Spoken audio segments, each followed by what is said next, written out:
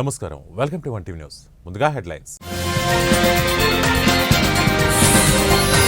జనసేనలోకి YCP MLA ఆరణి శ్రీనివాసులు జగన్ పాలనపై అసంతృప్తిని వ్యక్తం చేస్తున్న కేరళ అప్పుల్లో కూరుకుపోయిన రాష్ట్రాన్ని గాడిలో పెడుతున్నారు మీడియా ముందు ఆర్థిక పరిస్థితిపై బట్టి ఆందోళన కడప జిల్లాలో ఉద్యోగాల నోటిఫికేషన్పై విద్యార్థుల పోరు మాయమాటలతో యువతను ఏమార్చారంటున్న డీవైఎఫ్ఐ కనీస మద్దతు ధర C2+ చట్టం కోసం పోరాడుతున్న రైతులను బీజేపీ ప్రభుత్వం పట్టించుకోవడం లేదని వ్యవసాయ కార్మిక సంఘం జాతీయ ప్రధాన కార్యదర్శి కామ్రేడ్ బి వెంకట్ ఆగ్రహాన్ని వ్యక్తం చేశారు. ఈ మేరకు భద్రాద్రి కొత్తగూడెం జిల్లా కొత్తగూడెంలో ఏర్పాటు చేసిన విలేకరుల సమావేశంలో పాల్గొన్న ఆయన అనేక విషయాలపై చర్చించారు. కేంద్రంలో అధికారంలో ఉన్న బీజేపీ ప్రభుత్వం కార్పొరేట్ ప్రభుత్వం అన్నారు. దాని నుంచి దేశాన్ని కాపాడుకుందామని ప్రజలకు పిలుపునిచ్చారు. దేశానికి అన్నం పెట్టే రైతుల పక్షాన లేకుండా బీజేపీ ప్రభుత్వం వ్యవసాయ రంగాన్ని కార్పొరేట్లకు అప్పగించే నూతన చట్టాలు చేయటం దుర్మార్గమైన చర్య అన్నారు. ప్రజల్ని ప్రభావితం చేసినటువంటి ఉద్యమాల్లో కిసాన్ ఉద్యమం ముఖ్యం. ఈ ఉద్యమం పెట్టిన డిమాండ్లు ఒక రైతులకి, వ్యవసాయానికి, వ్యవసాయ కార్మికులకు సంబంధించినవి మాత్రం కాదు. దేశ భవిష్యత్తు కోసం, దేశ ఆహార భద్రత కోసం, దేశ సమగ్రత కోసం ఈ డిమాండ్లు అన్నీ పెట్టబడ్డాయి. మేము అడుగుతున్న మొదటి డిమాండ్ C2+, అంటే రైతు ఒక ఎకరానికి ఎంత పెట్టుబడి పెడితే దానికి 50% కలిపి నిర్ణయించాలి.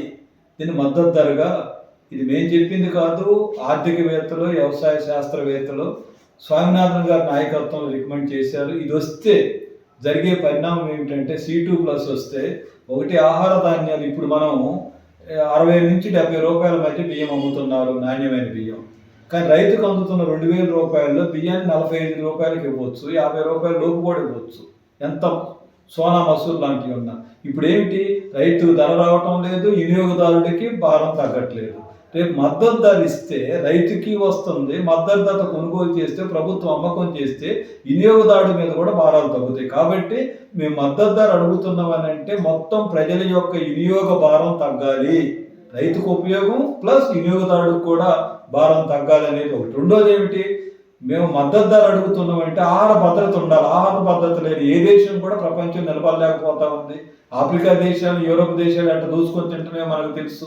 ఆహార భద్రత మీద ఆంక్షలు ఎన్ని పెడుతున్నారో మనం చూస్తూ ఉన్నాము. కాబట్టి C2+ వస్తే ఆహార భద్రత వస్తుంది. కాబట్టి ఇది రావాలని ఒక మొదటి డిమాండ్.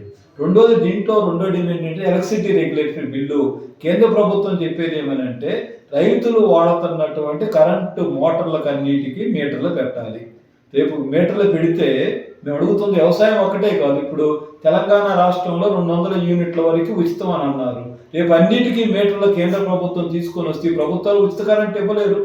కాబట్టి ఇది బీజేపీ చేస్తుంది ఏమిటంటే ఉచిత కరెంటు పేరుతో మొత్తం ఉచిత కరెంటు లేకుండా చేయడానికి, వ్యవసాయానికి ఉచిత కరెంటు ఇవ్వకుండా చేయడానికి ఈ ఎలక్ట్రిసిటీ రెగ్యులేటరీ బిల్లుని తెచ్చి రాష్ట్రాల మీద బలవంతంగా రుద్దే ప్రయత్నం బీజేపీ చేస్తుంది. దాన్ని రద్దు చేయాలని అడుగుతా ఉన్నాం. ఈ మూడో ముఖ్యమైన డిమాండ్ ప్రజా పంపిణీ వ్యవస్థని బలపరచాలి. 85 కోట్ల మంది భారత ప్రజలు. వాడికుంటపాడు మండలంలో పోలియో కార్యక్రమం ప్రారంభమైంది. ఈ సందర్భంగా మండలంలోని 4 రూట్లలో 38 సెంటర్లలో పోలియో కేంద్రాలను ఏర్పాటు చేశారు. మండలంలోని 3226 మంది 5 ఏళ్లలోపు చిన్నారులకు పోలియో చుక్కలు వేయనున్నట్లు వైద్యాధికారి ఆయేషా తెలిపారు. మండలంలో జరుగుతున్న పోలియో కార్యక్రమాన్ని ప్రజలు సద్వినియోగం చేసుకోవాలని ఆమె కోరారు. ఈ కార్యక్రమంలో డాక్టర్ కరిష్మా, CHO రాజశేఖర్ రాజు, ANM జానకి, వైద్య సిబ్బంది పాల్గొన్నారు.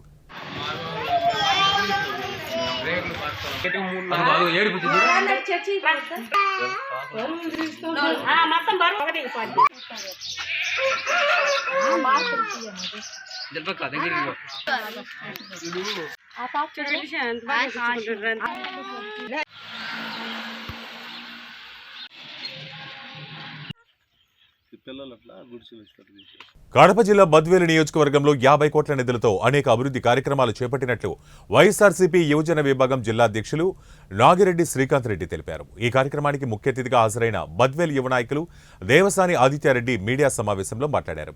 ఎంతో మంది నిరుద్యోగులకు ఉపాధి కల్పించేందుకు సెంచరీ ప్లైవుడ్ను తీసుకురావడం జరిగిందని తెలిపారు. బద్వేలు మున్సిపాలిటీలో ఎప్పుడూ లేని విధంగా గవర్నమెంట్ ఆసుపత్రిని 30 పడకల నుంచి 50 పడకలుగా మార్చిన ఘనత ఒక్క వైఎస్ఆర్సీపీ కాంగ్రెస్ పార్టీదేనని అన్నారు.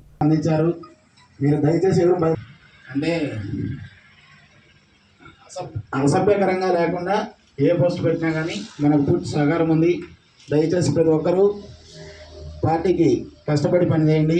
మళ్ళీ మనం అధికారంలోకి రాబోతున్నాం, వస్తాం.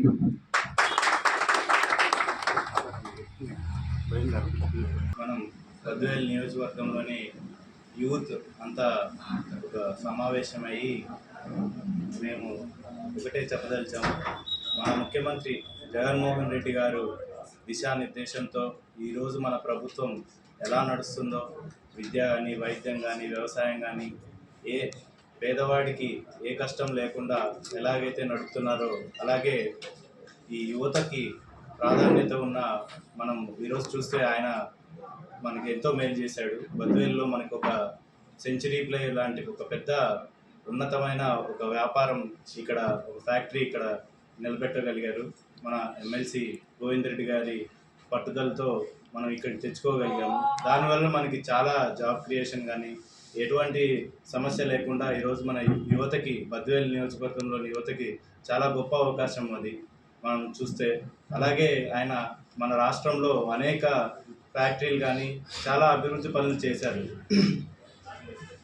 మన ఎల్లో మీడియాలో వచ్చే వార్తలు నమ్మకుండా ఇక్కడ ఏదైతే అభివృద్ధి జరిగిందో, నిజమైన అభివృద్ధి అంటే ఇప్పుడు వాలంటీర్ సిస్టమ్ కానీ, అలాంటి సచివాలయాలు కానీ, రైతు భరోసా కేంద్రాలు కానీ ప్రతి ఒక్కటి చూడాలి జనాలు, అదంతా అబ్జర్వ్ చేస్తున్నారు.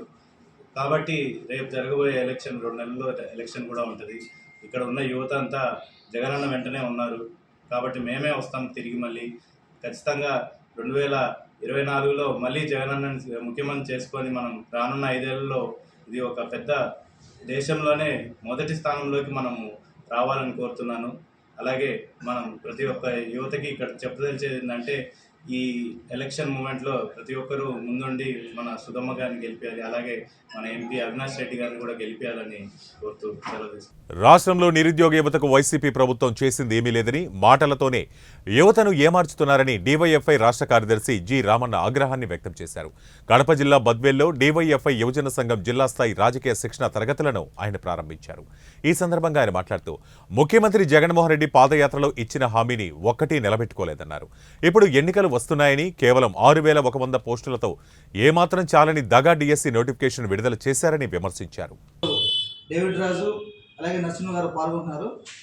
మిత్రులారా, ఈరోజు రాష్ట్రంలో నిరుద్యోగ సమస్య తీవ్ర స్థాయిలో ఉంది.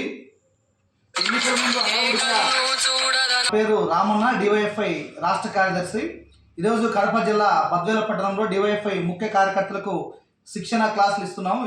ఈ సందర్భంగా నాతో పాటు విలేకరుల సమావేశంలో డివైఎఫ్ఐ జిల్లా కార్యదర్శి వీరనాథ శివకుమార్ గారు, అలాగే జిల్లా అధ్యక్షులు చిన్ని గారు, అలాగే జిల్లా నాయకత్వం డేవిడ్ రాజు, నరసింహ గారు పాల్గొన్నారు.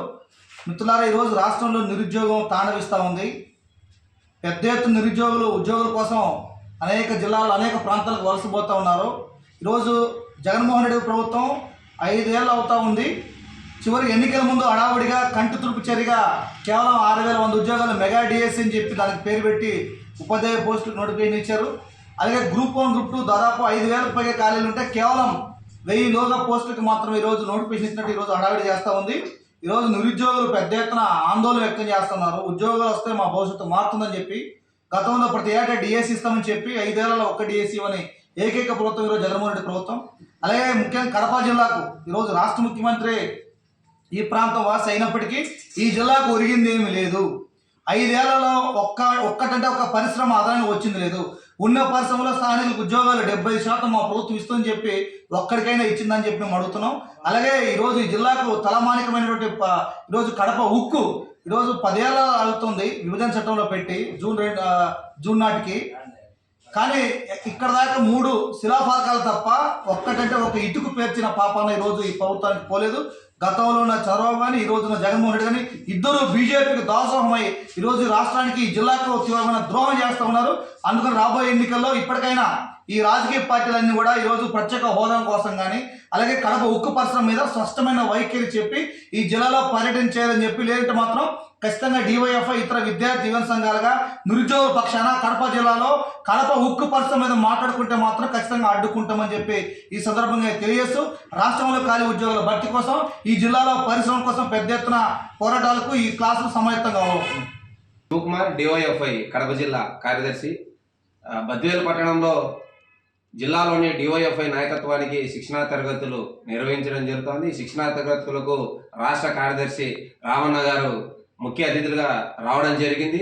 ఈ శిక్షణా తరగతిలో జిల్లా వ్యాప్తంగా ఉన్నటువంటి డివైఎఫ్ఐ నాయకత్వం పాల్గొనడం జరుగుతుంది. శిక్షణా తరగతుల్లో ప్రధానంగా ఏదైతే కేంద్ర రాష్ట్ర ప్రభుత్వాలు ఈ రాష్ట్రానికి ఈ జిల్లాకు ఇచ్చినటువంటి హామీలు ఏదైతే మర్చాయో వాటి అమలు సాధన కోసం రాబో రోజులలో ఒక పెద్ద ఎత్తున ఉద్యమ కార్యాచరణ రూపొందించడం కోసం ఈ శిక్షణా తరగతులు ప్రధానంగా ఉపయోగపడతాయని చెప్పి నేను చెప్తా ఉన్నాం. ఎందుకంటే ఇప్పటికే ఈ జిల్లాల పైన కేంద్ర ప్రభుత్వానికి ఇటు రాష్ట్ర ప్రభుత్వానికి తీవ్ర వివక్షత వహించిందని చెప్పేసి మేము డివైఎఫ్ఐగా చెప్పదలుచుకున్నాం. ఎందుకంటే విభజన చట్టంలో స్పష్టంగా ఈ జిల్లాకు కడప ఉక్కు పరిశ్రమ ఇస్తామని చెప్పినా కానీ ఈరోజు కేంద్రంలో ఉన్నటువంటి బీజేపీ కానీ రాష్ట్రంలో ఉన్నటువంటి వైసీపీ ప్రభుత్వం కానీ ఎందుకు ఉక్కు పరిశ్రమ సాధించలేదు, తీసుకురాలేదు, ఏర్పాటు చేయలేదని చెప్పేసి మేము అడుగుతా ఉన్నాం. ఇప్పటికే వలసలతో అల్లాడుతున్నటువంటి రాయలసీమ, కరువుతో అల్లాడుతున్నటువంటి రాయలసీమ నిరుద్యోగ యువత ఉపాధి కోసం అవకాశాలు ఎదురు చూస్తా ఉన్నా కానీ ఈరోజు ప్రభుత్వాలు ఉద్యోగాలు ఇచ్చే పరిస్థితి లేదు, అలాగే పరిశ్రమలు తీసుకొచ్చే పరిస్థితి లేదు. కేవలం ప్రభుత్వం ఈరోజు నిరుద్యోగ యువతను తమ ఓటు బ్యాంకు రాజకీయంగా వాడుకుంటే ప్రయత్నం జరుగుతూ ఉన్నాయి. కాబట్టి ఏదైతే ఈ జిల్లాకు సంబంధించి కడప ఉక్కు పరిశ్రమ ఇస్తామని చెప్పేసి అన్నారో, అలాగే రాయలసీమకు ప్రత్యేక ప్యాకేజ్ ఇస్తామని చెప్పారో, ఏదైతే విభజన చట్టం స్పష్టంగా హామీలు ఇచ్చేలా హామీ అమలు కోసం రాబో రోజుల్లో డివైఎఫ్ఐ ఓ పెద్ద ఎత్తున ఉద్యమానికి శ్రీకారం చుట్టబోతున్నామని కూడా చెప్తా ఉన్నాం. ఎందుకంటే ఇప్పటికే చాలా వరకు పెండింగ్ ప్రాజెక్టులు భూ నిర్వాసిత యువతకు ఉద్యోగాలు ఇస్తామని చెప్తారు. బద్వేల్ ప్రాంతం సోమశీల బ్యాక్ వాటర్ సంబంధించి భూ నిర్వాసితులు తీసుకొని ఉద్యోగాలు ఇస్తాము. ఏళ్ళు అవుతున్నాయి ఈరోజు ఒక ఉద్యోగం ఇచ్చే పరిస్థితిలో. గండికోట ప్రాజెక్టు భూ నిర్వాసితులకు కూడా ఉద్యోగాలు ఇస్తామని ఇవ్వలేదు ఈరోజు. అలాగే జమ్మలమడుగు దగ్గర ఉన్నటువంటి కడప ఉక్కు పరిశ్రమకు సంబంధించి భూ నిర్వాసితులకు సంబంధించి ఈరోజు ప్యాకేజ్ ఇచ్చినటువంటి పరిస్థితి లేదు. అలాగే చెన్నూరు షుగర్ ఫ్యాక్టరీ సంబంధించి ఈరోజు మూతమని తెరిపిస్తామన్నారు, ఈరోజు ఇంతవరకు తెరిచేటువంటి పరిస్థితులు. ఇలా పెండింగ్ ప్రాజెక్టులు చాలా వరకు ఏసీసీ సిమెంట్ పరిశ్రమ ఏర్పాటు చేస్తామని ఏసీసీ సిమెంట్ పరిశ్రమ ఈరోజు రాని పరిస్థితి. ఇటు పెండింగ్ ప్రాజెక్టులు పరిశ్రమలు ఇలా కేవలం ఎక్కడ వేసే గొంగలు అక్కడనే ఉన్నాయి. ఈ ప్రాంతంలో పరిశ్రమ తీసుకురావాల్సిన బాధ్యత ఈరోజు ప్రభుత్వాలపైన ఉన్నా కానీ ఏమాత్రం ఆలోచించకుండా నిర్లక్ష్యం వహిస్తా ఉన్నారు. కాబట్టి ఖచ్చితంగా రేపు రాబో ఎన్నికలలో ఖచ్చితంగా యువతకు ఇచ్చినటువంటి హామీలు అమలు చేయకపోతే డివైఎఫ్ఐ నిలదీస్తుంది అని చెప్పేసి తెలియజేస్తున్నాం. ఆ ఒక వేదికగానే ఈ క్లాసులు కూడా ఉపయోగపడతాయని చెప్పేసి కూడా మేము చెప్తా ఉన్నాం. రాష్ట్ర సచివాలయాన్ని 370 కోట్లకు తాకట్టు పెట్టారన్న వార్తలపై టీడీపీ ఎమ్మెల్యే మాజీ మంత్రి గంటా శ్రీనివాసరావు స్పందించారు. నిన్న మొన్నటి వరకు ప్రభుత్వ భవనాలు తాకట్టు పెట్టిన జగన్మోహన్ రెడ్డి ఇప్పుడు ఏకంగా రాష్ట్ర సచివాలయాన్ని తాకట్టు పెట్టడం శోచనీయమన్నారు. అప్పుల ఊబిలో కూరుకుపోయిన శ్రీలంక కూడా తమ పాలనా కేంద్రాన్ని తాకట్టు పెట్టలేదన్నారు. ఇలాంటి వ్యక్తిని ప్రజలు మరోసారి గెలిపిస్తే Sriharikota, Sagar dam, Srisailam dam, Polavaram dam కూడా తాకట్టు పెట్టేస్తారేమో అని సందేహం వెలిబుచ్చారు. కోడికత్తి కేసులో ఇటీవల బెయిల్పై విడుదలైన జనుపల్లి శ్రీను మాజీ ఎంపీ జీవీ హర్షకుమార్ను కలిశారు. ఈ సందర్భంగా జరిగిన కార్యక్రమంలో కోడికత్తి శ్రీనుకు శాలువా కప్పి సన్మానించారు. ఈ సందర్భంగా ఏర్పాటు చేసిన మీడియా సమావేశంలో హర్షకుమార్ మాట్లాడుతూ కోడికత్తి శ్రీను జైలు నుంచి విడుదలైన తర్వాత తొలిసారి తన వద్దకు వచ్చారని వెల్లడించారు. తాను శ్రీనివాస్ని కలిసి 48 రోజులు రాజమండ్రి సెంట్రల్ జైల్లో ఉన్నామని హర్షకుమార్ తెలిపారు. అప్పుడు తనకు శ్రీనివాస్ చాలా సన్నిహితం అయిపోయాడని వివరించారు. సీఎం జగన్ అభిమానిగా తాను కులం కష్టాలను తీర్చాలంటూ రాసిన లెటర్ను ఆయన పట్టించుకోలేదని చెప్పినట్లు తెలిపారు. దళితుల సమస్యలను పైకి తీసుకురావాలన్న ఉద్దేశంతోనే తాను దాడి చేసినట్లు చెప్పాడన్నారు. ఎన్నికలు దగ్గర పడే కొద్దీ ఏపీ రాజకీయాలు ఆసక్తికర మలుపులు తిరుగుతున్నాయి. చిత్తూరు సిట్టింగ్ వైసీపీ ఎమ్మెల్యే ఆరణి శ్రీనివాసులు జనసేన పార్టీ అధినేత పవన్ కళ్యాణ్ను కలిశారు. హైదరాబాద్లో పవన్ను కలిసిన ఆరణి శ్రీనివాసులు తన భవితవ్యంపై చర్చించారు. నియోజకవర్గాల ఇన్ఛార్జీలకు బదిలీ చేస్తున్న వైసీపీ అగ్రనాయకత్వం చిత్తూరు అసెంబ్లీ స్థానానికి విజయానందరెడ్డిని ఇన్ఛార్జిగా నియమించింది. ఈ నియామకంపై సిట్టింగ్ ఎమ్మెల్యే ఆరణి శ్రీనివాసులు తీవ్ర అసంతృప్తితో ఉన్నారు. ఈ నేపథ్యంలో ఆయన జనసేన పార్టీ చీఫ్ పవన్ కళ్యాణ్ కలవటం ప్రాధాన్యత సంతరించుకుంది. దెబ్బతిన్న రాష్ట్ర ఆర్థిక పరిస్థితిని చక్కదిద్దుతున్నామని డిప్యూటీ సీఎం మల్లు భట్టి విక్రమార్క పేర్కొన్నారు. ఖమ్మం జిల్లా పర్యటనలో ఉన్న ఆయన మీడియా సమావేశంలో మాట్లాడారు. ఉద్యోగులందరికీ 1వ తేదీనే జీతాలు ఇస్తున్నట్టు తెలిపారు. అస్తవ్యస్తంగా మారిన టీఎస్పీఎస్సీని ప్రక్షాళన చేశామని చెప్పారు. కేవలం 3 నెలల్లోనే 25,000 మంది నిరుద్యోగులకు ప్రభుత్వ ఉద్యోగ నియామక పత్రాలు అందజేశామని భట్టి విక్రమార్క వెల్లడించారు. 119 నియోజకవర్గాల్లో అంబేద్కర్ నాలెడ్జ్ సెంటర్లు ఏర్పాటు చేశామని, నిరుద్యోగ యువతకు కోచింగ్ సెంటర్లు ఏర్పాటు చేస్తామని వివరించారు. ఇవి ఇప్పటి వరకున్న బులెటిన్ అప్డేట్స్. మరిన్ని అప్డేట్స్తో మళ్ళీ కలుద్దాం. Until then keep watching 1 TV news. ప్రతిక్షణం ప్రజల పక్షం.